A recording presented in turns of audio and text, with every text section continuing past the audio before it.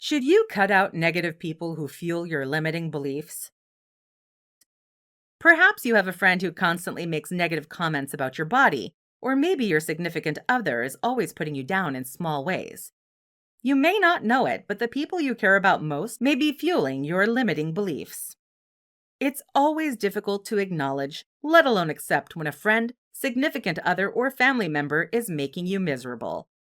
If you've had a relationship with this person for a while, they might know exactly how to cut you down.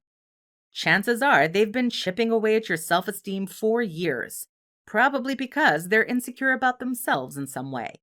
Still, the question of whether you should cut out negative people who fuel your limiting beliefs is a tough one to answer. Let's break it down, shall we? When should you cut out negative people? People with toxic traits struggle to respect the boundaries set by others. Instead of understanding and accepting people's limits, they tend to react strongly when faced with such boundaries, showing that those limits are absolutely necessary. In contrast to people who are emotionally healthy, who tend to recognize and respect boundaries, even if it's uncomfortable, toxic people will keep pushing, bargaining, and crossing these boundaries. Oftentimes, they do this because they believe that constant pressure will eventually make others give in.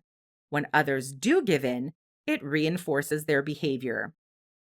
So when should you cut negative people who are fueling your limiting beliefs out of your life? Well, there is not exactly a right time to do this, but there are some signs you can look for when determining whether you should cut out a negative person. They're manipulative. If someone in your life is manipulative and controlling, that's a good sign that you should cut them out. For a toxic person, relationships aren't about making real connections that are built on love and respect. Usually, toxic people see relationships as a way to get what they want. Noticing manipulation and control, especially in the early stages of a relationship or friendship, can be tough. You really need to be tuned into your emotions, which is easier said than done. They always have to be right. We all know someone like this.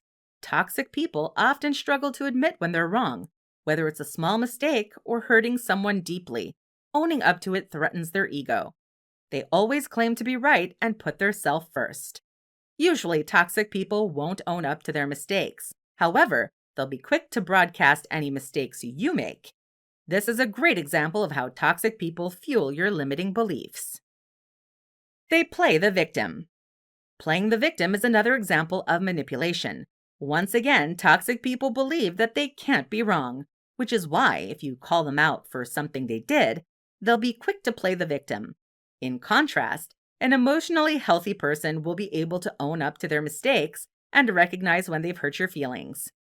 They'll also say sorry, which a toxic or negative person will rarely do, unless they're trying to manipulate you in some way. Why should you cut out negative people? Despite the limiting beliefs that the negative people in your life have instilled within you, you deserve to be happy. If you hold on to relationships with toxic people, you're going to end up feeling emotionally drained, demoralized, and unappreciated. Obviously, cutting negative people out is never easy, but it is necessary.